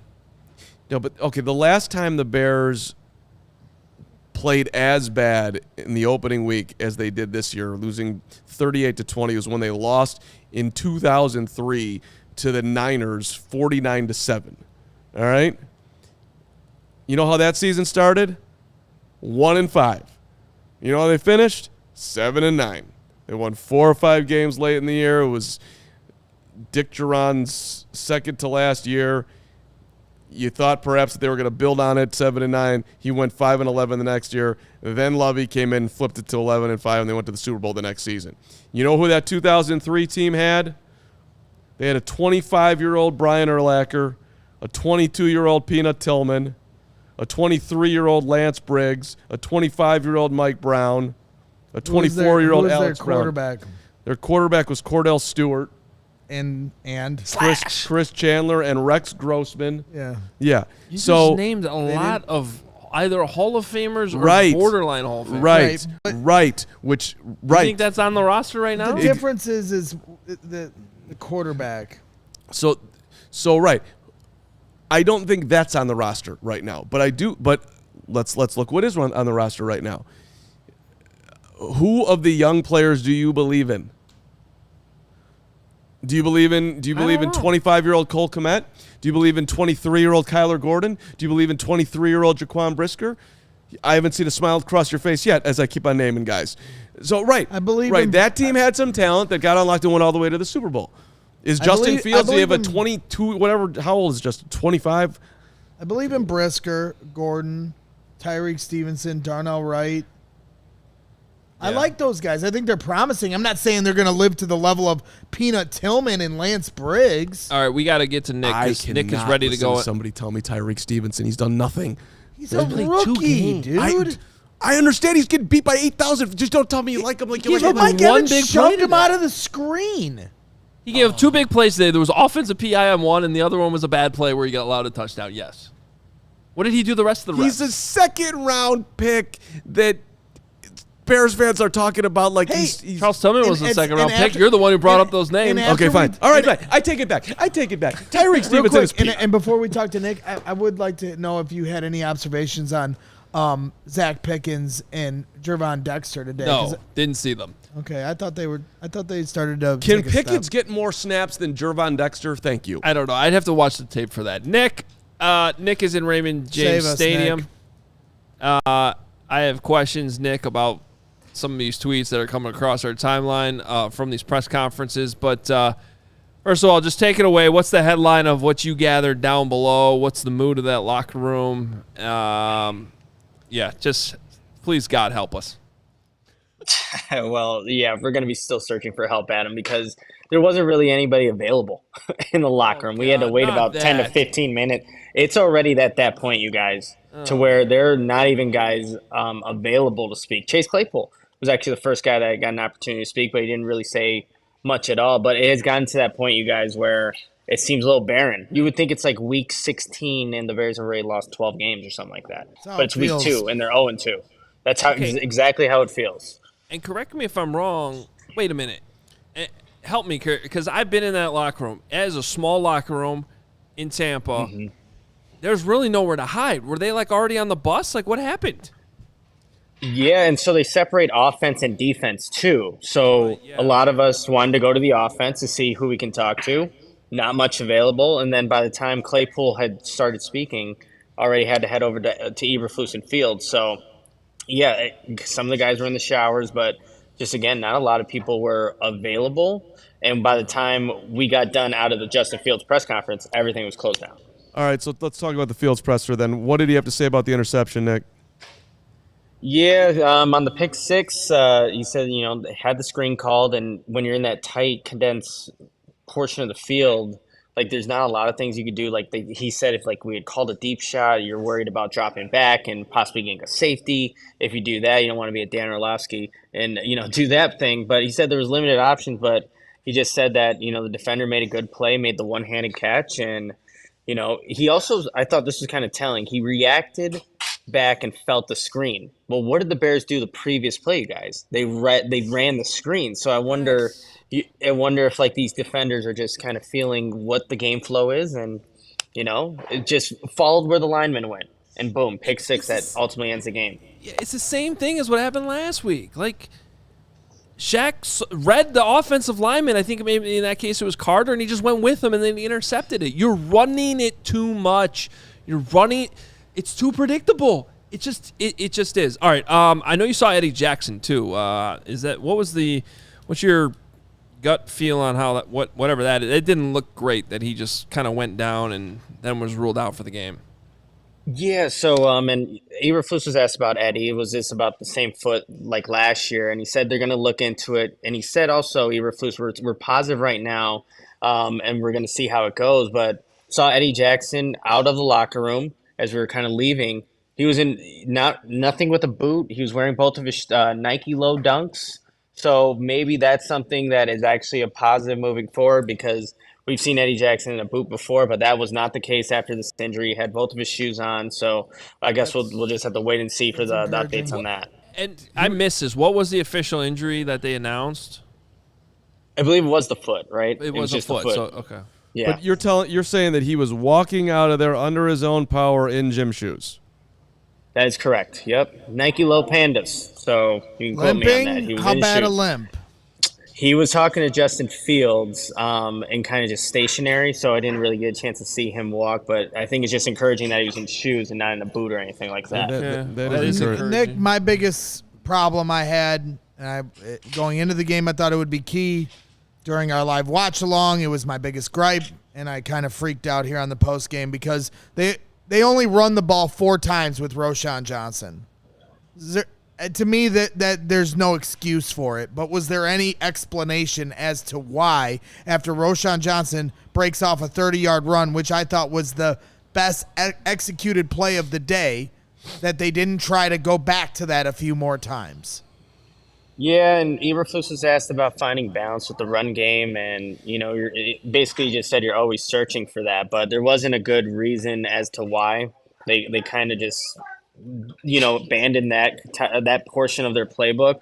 But he said for any good offense, you're always looking to find that balance, and clearly that wasn't the case today. And I think it speaks to the ineptitude of this offense, you guys. Like, even going back to the last drive of the game, running back-to-back screens where the defense feels it out, to other plays where like that, where you're not seeing certain players get the ball out in space or get the ball more consistently. After that first drive for DJ Moore, guys, it was a little while until he got another target. It was a screenplay where he got one. So it just speaks to, I think, the issues that are currently going on. When you were listening to Matt Eberflus, Nick, what was your biggest head-scratching moment? Actually, I think there's a couple, but I think the one where he was kind of asked about, long time since you guys won a game, any concern that, this weighs on the guys in the locker room. And he said he's not concerned at all, that this is a new team, 2023 team, where you have, all these new players. I'm sorry, Adam, you have all these new players. You just killed and Hogue. You I lost just 12 killed him. games in a row. Yes. And they're gonna lose 13 in Kansas City. Herb Howard and I were already talking about that. But the thing is, it's almost like he has this blind hope that somehow, some way, it's gonna get better, right? So I think that's like the biggest issue I see with this. And he was also asked, like, it feels heavy. Like I was telling you, there's not many people in the locker room. Not a lot of people are available to talk. It feels heavy right now. What's your sense of this team? I see improvement is the first thing Eberflus mentions. It was definitely better. I see guys fighting, executing at a better clip. Have to keep doing that. Coaching staff believes in that. Guys, do we not watch? What game are we watching? Are we watching something completely different? I lost Carm. I'm sorry, you guys, but I'm just relaying what the coach was saying. You killed Hogue. You've lost Carm. Now I'm all that's left. I mean, Nick, you did the show with Will on Friday, and I thought Will had a pretty good rant about Eberflus trying to find the positives when you should just be taking accountability. I mean, from your standpoint, when you're watching him try to rationalize the good in all this bad, who is he saying this for? Is this something where he's trying to cover for the players, or is he trying to cover for himself? Oh, I think that's a great question, Greg, because to us hearing it, it's not doing anything for us. But again, he's not going to go out and I think deliberately call out any of the guys in that locker room, right? And, he's been called the players coach. So I wonder if that is speaking to the guys in that locker room. Again, it's only 2 weeks, but it literally feels like it's the last quarter of the season right now.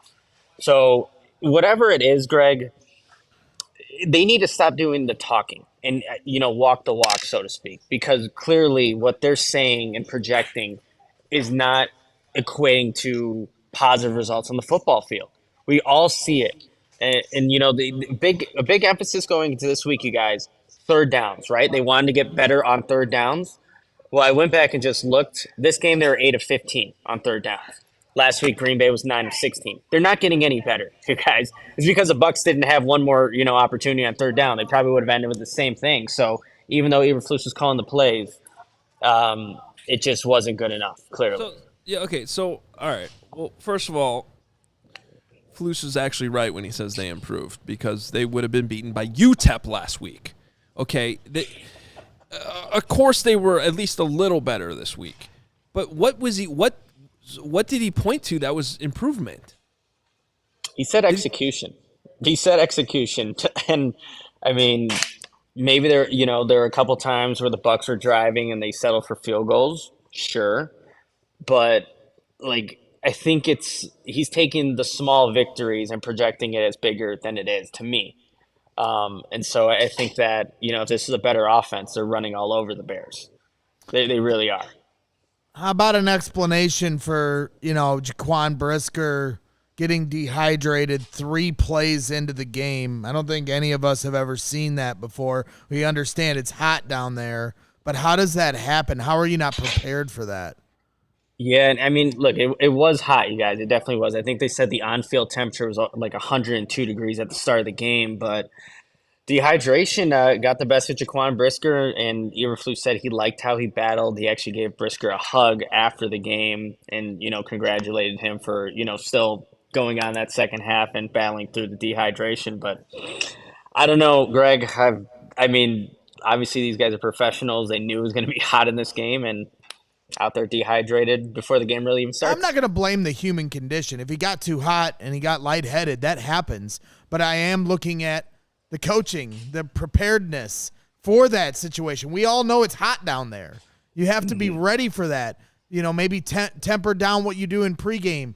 Have, whatever you need to stay hydrated. I mean, to lose, to be dehydrated 3 plays into the game just shows they weren't ready for it on the sidelines. Good point, yeah. And he was around the football a bunch at the end, but it's just that is completely bizarre and unprecedented. Last thing I have for you, Nick, this was going around on I know you read a tweet earlier, Carm, about Alan Williams, who is going to be calling the plays going forward. It sounded like, based on what we read on Twitter, that he was leaving it open-ended. Do you feel like do you think he was just given like a Flus, I'm not going to give you any type of answer thing, or did it sound like he might actually keep calling the plays regardless of what's going on with Alan Williams? Yeah, because there was no update on Alan Williams and whether or not he would be back anytime soon. Just couldn't provide us with an answer. But then he said we'll cross that bridge when we get there for play calling. And I wonder for Eberflus, he did that for a long time, 12 years of play calling and calling defensive plays. And I wonder if for him if it felt right to be that in control of your team, especially when it's kind of, spiraling in the wrong direction. He can, have his hands on the defensive game plan and also call the plays. So that'll be interesting, storylines to just keep watching as we're, continuing to follow this Bears team that is just going in the wrong direction, you guys. Real quickly, I did ask Flus about I thought it was clear push off by Mike Evans on Tyreek Stevenson. I don't know how you guys felt. It 100% was. Yeah, so I asked him, what did you see on that play? And, what were your thoughts on it? He's like, we're going to go back and look at the tape. But he said, I saw what I saw on the field. And he didn't directly say, that was PI. But just kind of looking at him, how he answered my question, he definitely didn't agree with the call. But he said they also had good pressure on the play, just had to time it up a little bit better. I think Greg Stroman came on a blitz on that one, or somebody did hit Baker. But yeah, to me, seeing that up in the press box, seeing it on the TV copy, I don't know how a big play like that goes missed because, obviously Mike Evans got a really big gain off of that play. And if you watch on the replay, the ref is right in front of it. He's literally standing right there. Terrible.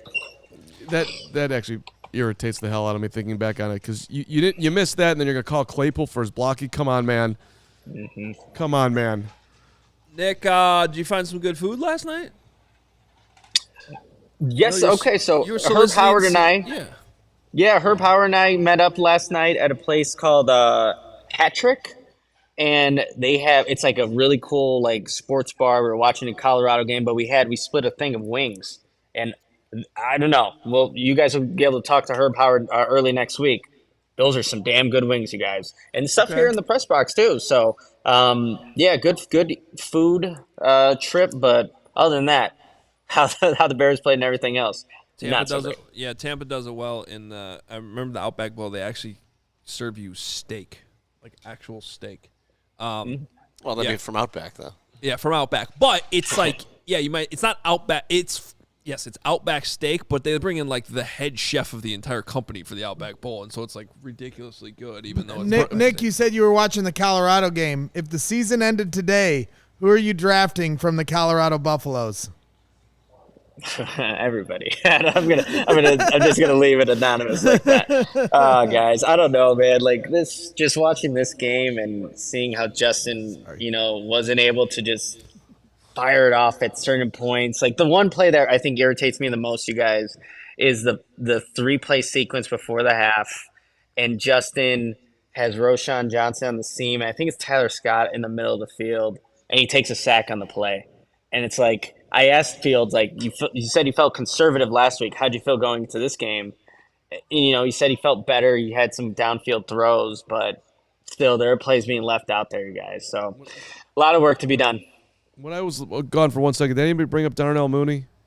Nobody has talked about Darnell Mooney on the entire. You got anything on that, show. Nick? No targets. He was at his locker for a little bit, but again, not speaking to anybody. And then, by the time when Claypool went to go speak, he wasn't at his locker anymore. So, got nothing really on there. Okay. That wasn't good either. Him leaving with a knee injury. So, hey Nick, good job down there. You were fighting through some illness this week too yourself. And if you can do it, the Bears can do it. Although Nick, I did tell you if you didn't bring us a win to never come back. So we're gonna miss you, bud. Nick, It's been nice. It's been nice, you guys. Nick, when you do get back and you want to go talk to Gray, you can meet him at the Texas Roadhouse in Dyer, in Dyer, Indiana. We'll be chucking cinnamon bread rolls at people here in about 3 hours.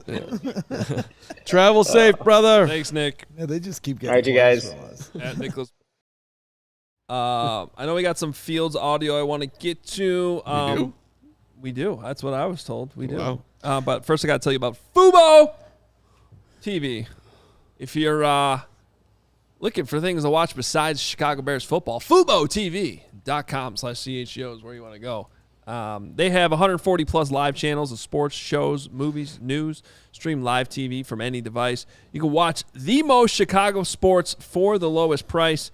Start watching immediately with a free trial. It's great. They make it nice and easy for you. There's no contract, no cable, no hassle. You just sign up, start watching with that free trial. Check it out. You get 1,000 hours, I should say, of cloud DVR included at no extra charge. Some of the other competitors, they charge you for that. Not Fubo. Watch local teams while you're traveling. That's clutch too. Got college football going on, Big Ten. Of course, you can watch the Bears also on Fubo. I don't necessarily recommend it, but you can. NFL Network, Red Zone, plenty of soccer. Ryder Cup coming up. Ooh, that's going to make me feel better next week. The Ryder Cup going on. Watch all your favorite college football and the NFL with Fubo. Go to www.FuboTV.com/CHGO to sign up for 15% off your first month of Fubo Pro. And I want to tell everybody now is as good a time as ever to become a diehard here with CHGO Sports. A lot of big things happening, not just with the Bears. Cubs on a playoff push. Connor Bedard in a Blackhawks uniform here yesterday. Little Hattie. Hattie last night in the Little hat Tom trick Curver's for the prospect. future of Chicago sports. Can he play quarterback? Can he Connor play quarterback? Bedizzi. We'll find out. But that's what I mean. Like, there's a lot to offer here to become a diehard, not just as a Bears fan, but as a Chicago sports fan. Exclusive content across the board, including Adam Hogue's newsletter that he puts out every single day that only you get for your eyes only if you become a diehard. Carm's going to be putting out his post-game grades that will be exclusive to you. We have a Discord. Such a good read, Carm's grades. Such a great read. We have a Discord chat that's only available to our diehards, so you get off the mean streets of Twitter and have a little more nuance to your discussion. Maybe. With Matthew Gregory and Gary Ross and all the great diehards in our Bears chat, and along with all the other teams. You get a free shirt right out the gate. We've got some really cool shirt designs. The Connor Bedard shirts are badass. We just had a Midway collection that just came out. If you like that meatball rant from earlier, you can get a Meatball Island shirt to show some love. Chicago versus everybody, and take the North one day. One day we'll take the North. But we've got some great merch, and you get a discount on every purchase you get with a shirt and a free shirt right out the gate. So become a diehard starting now. And also, when you become a diehard, you want to add on and become a Sunnyside, which is your home for judgment-free quality canvas. Yes. That was the worst transition I thought it was a heard. good one. I liked it. Listen, Sunnyside has everything you need to elevate or survive, let's put it that way, your football season. Seriously, get involved with Sunnyside. It's Illinois' favorite dispensary. You got the Mindy's, which are the best tasting gummies, and the chocolate edibles. You got the Good News, which is a gummies and a rechargeable vape pen and cart, perfect for the great moments. You could be like that politician who was hanging out saying she was vaping when she wasn't. Okay, you can have the Floracle, born on the West Coast. And the Wonder Wellness Company makes the world of cannabis simple to understand and easy to experience for everyone. How about the Remedy, Hogue? Welcome to wellness-minded cannabis. The Bears could use a remedy. Delivered in easy forms and precise doses. Hey, now through October 15th, head to sunnyside.shop. Use the code CHGO25. Do that at checkout. You get 25% off your total order. One use per customer, not stackable with other promotions. It's not only for new customers. If you've been there before but you haven't used this CHGO25, you can do it. So get in there. Pick up everything you need to elevate your football season. You do have to be 21 or over or an Illinois Med card holder. I absolutely live and need and will be using my Sunnyside. Donnie, you're right. Cannabis is the solution. Damn it. Man, Logan Thomas just took a vicious hit. All right. Keep it rolling. That was scary. All right, let's hear from the quarterback. Justin Fields had some things to say after the game. Here is a little chunk from Justin. Yeah, I mean, I think we have a long way to go. But, I just think, if we keep working, we'll get there. And, I think everybody has to keep that mindset. I think in this position, 0-2, you can, do one or two things, and that's either lay down and, just kind of, throw in the towel and just, say whatever. But I don't think anybody on the team's like that. And it's, my job, it's the coach's job to, keep everybody going. Keep everybody's morale up because, like you said, it is a long season. But, we definitely have a lot to fix. Definitely have a lot to get better at. So that's what we're going to do, just take it day by day. It's been a long time since you won since you guys have won together. How do you not let that frustration bother you? It does, but at the same time,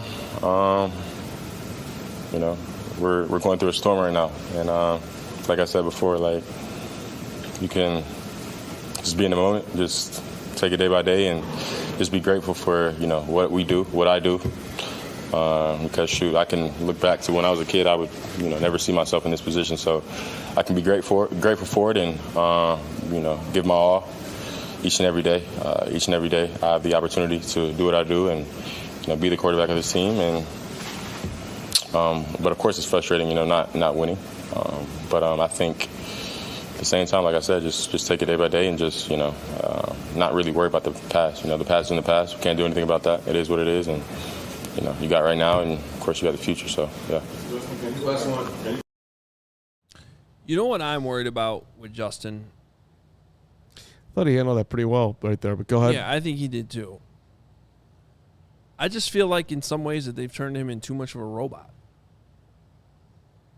Like, everything's so mechanical and so slow right now. Like, this is, you got to let him play, man.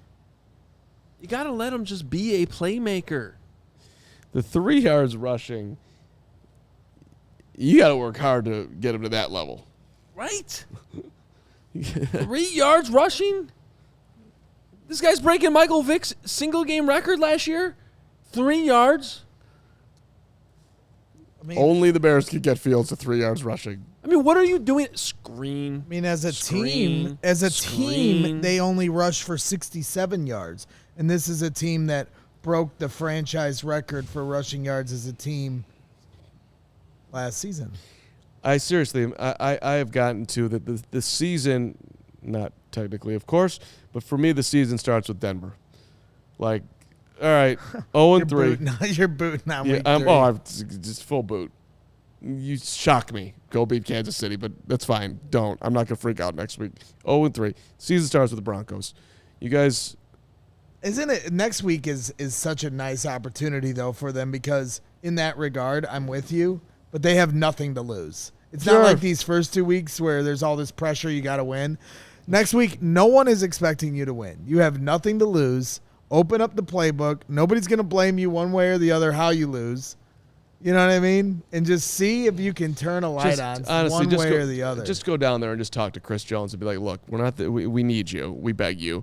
The Chiefs can't pay you. I mean, if there's any glimmer of hope, the Chiefs' offense right now does not look like the Chiefs' offense. There's no There it glimmer of is. hope. But Patrick Mahomes having all day back there, I mean, this just it just seems like a get right game for them. And if Matt Nagy's going to be running the most bullshit plays on us just to thumb it at us next week. They'll be doing a merry-go-round before the pre-snap. I can't even. There is going to be an FU moment next week. Oh, there's going to be Whether- like just 7 FUs. Just like, but when Mahomes counted to 10. That's what I'm saying. like, Mahomes yeah. is literally going to spot up with Nagy and Yeah. do some stupid Oh, yeah. shit just It's to gonna mess with suck. us. And the Matt Nagy in our chat is just going to. I think this I'm will be. gonna kill him is I what's think this gonna could be happen. amazing. Imagine if it went the other way in a stunner and Fields just. Well, gave it to would be Nagy. so Bears, but there's literally no logic to it and no way to explain how it will happen other than it would be so Bears for them to do Yeah. it. It would. At the moment, shout out to DraftKings. The line, Bears plus 13. Yeah, that. Parody Matt Dude, Nagy. you got to work hard to have a double-digit line in this league, and almost a 2 touchdown. That's Parody Matt Nagy in the chat. It's going to be the greatest day of my life. there. I hate you. 13 points in the NFL. Wow, is that the biggest line? It's like a There's- college spread. I don't think there's been a line that big so far this season. I don't know what the Texans last week or anything. Maybe no. Last week I wanted. Probably No. not. One question I had before we get to the Super Jets were 9.5 point underdogs coming into this game, I believe, against the Cowboys today. That's the biggest one. One question I had before we get to the Super Chats real quick is with Alan Williams. Don't you still have to be careful about why he's out? Yes, absolutely. You know, because it's personal reasons, and it's like the same thing that we just went down with Nate Davis. That's why I think the answer I was expecting to that question was, yeah, Allen's our guy. He's got our full support. He's going see. to be calling I see. plays when he comes back. I love Matt Eberflus as the Bears defensive coordinator. Who do you want to be the head coach?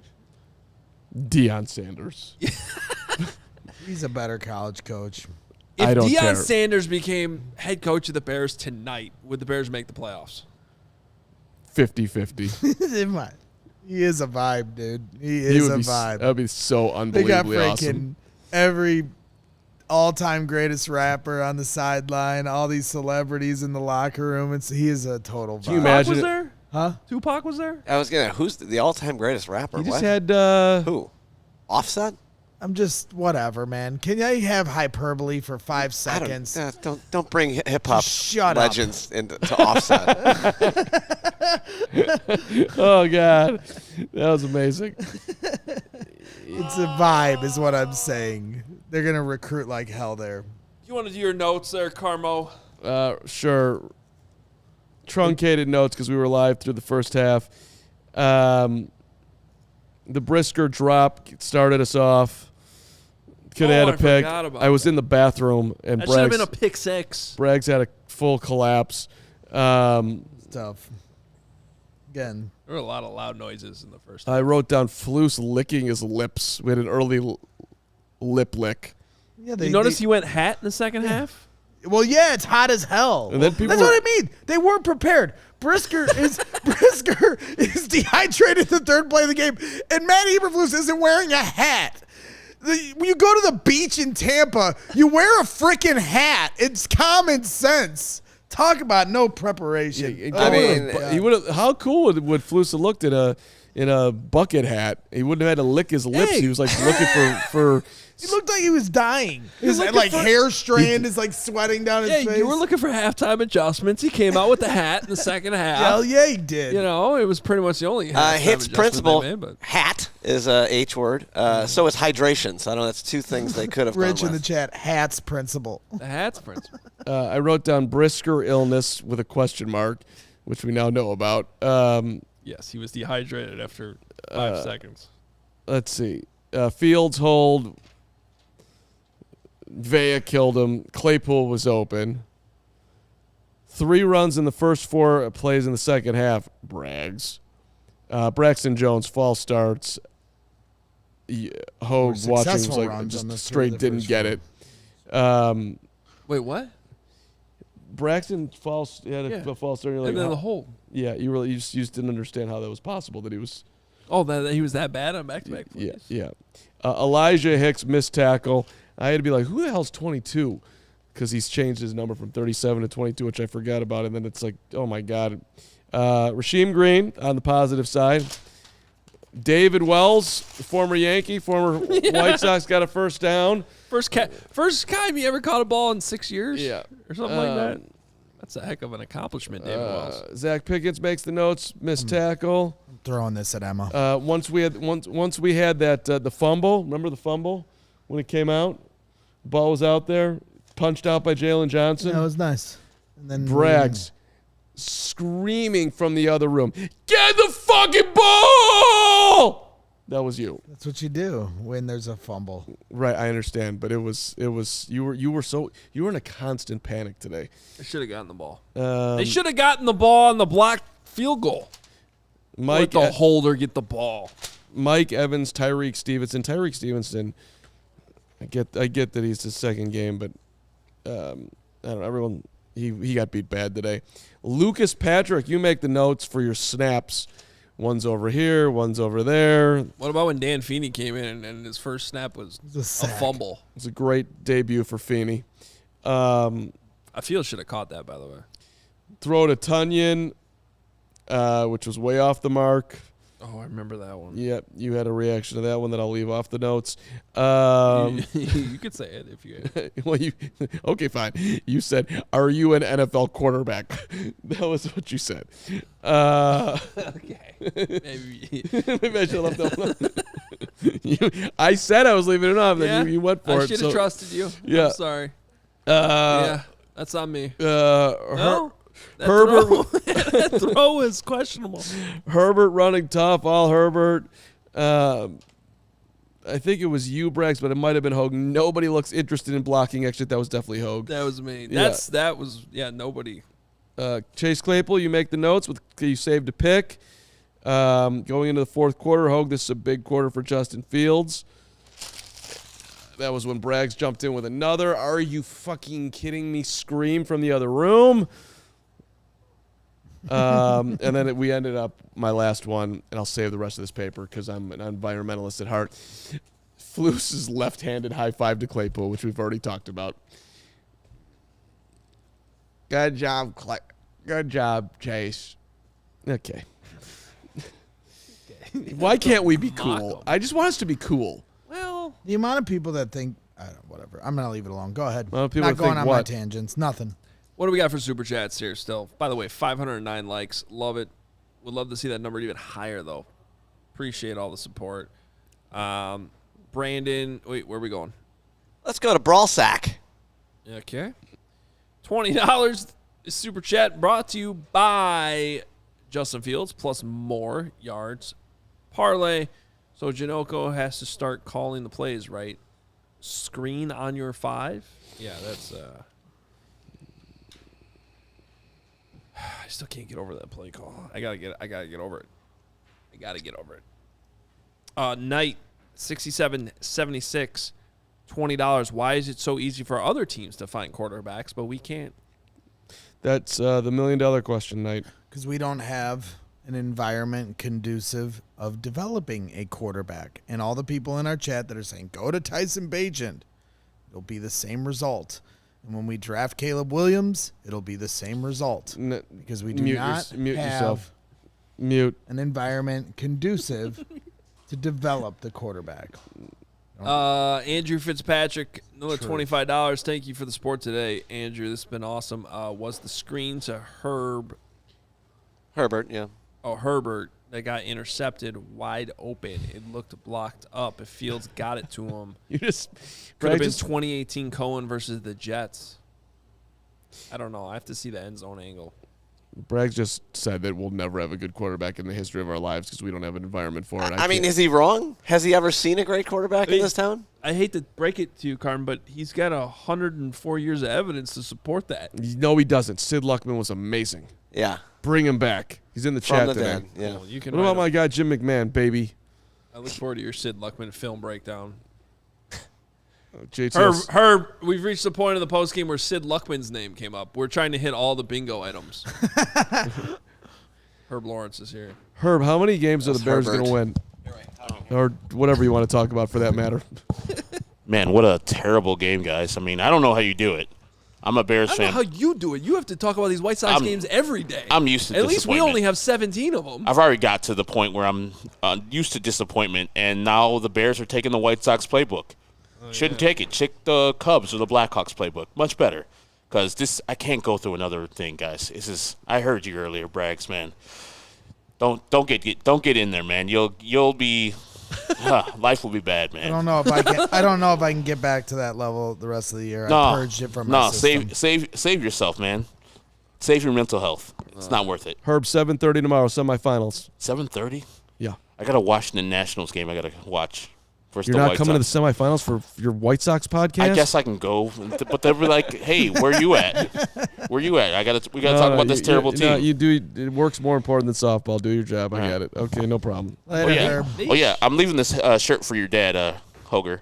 Oh, yeah? An '83 shirt. Oh, that's awesome. He's going to love that. Yeah, he'll love it. It's double X, so. That's our guy Herb Lawrence. Thank you, Herb. From You're the best. CHGO White Sox. Shout out to Herb. I On mean, the personally, grind. I think they should cancel the rest of the White Sox season for CHGO softball. On the grind for the only team Seems like a more good trade. unlikable in this city than the Chicago Bears.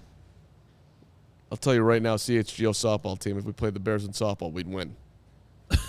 Brian Byrne, I don't think Yes, we would. We'd kill them. Fields, Tevin. Well, Tevin, I don't know if he could play right now, but Komet hitting dingers. Komet would be a problem, but we'd play him deep and he'd fly out. Maybe Komet. He hit bombs at Wrigley Field. We got strategy. Okay. I got fish on the He mound. got We'll be all right. strategy. Bring it on, 85. Ryan Burden, $20. Here comes the performative players only meeting we see every single year. Hits doesn't have a pulse right now. This is sadly a team that expects to lose. Getsy sucks. Everything sucks. I hate this movie. We're here for you, Ryan. So it's like Ryan. Kick-Ass 2. Terrible movie. Okay, sure. What a disappointing sequel. Yeah.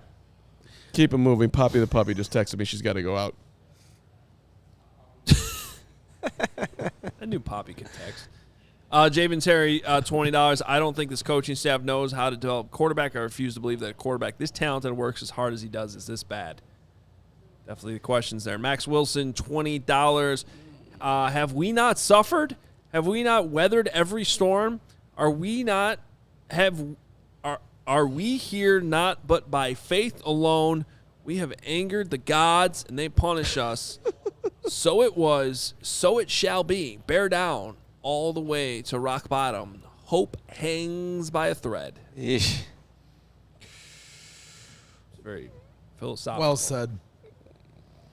Edward, What are we eating tonight to try to get through this? I thought you were trying to get to Poppy. Now you're just bringing up Emotional eating. I'm already ordering dinner. Keep going. food. I got pizza coming. I got half a meatball sub still to eat. I don't know if I'm allowed to still eat it. Oh, you were allowed to eat It that. backfired. The whole meatballness. Fire everybody. Trade everybody who isn't under contract. Tank for Caleb Williams and Marvin Harrison Jr. if the Panthers do their part. That's a super chat from Edward.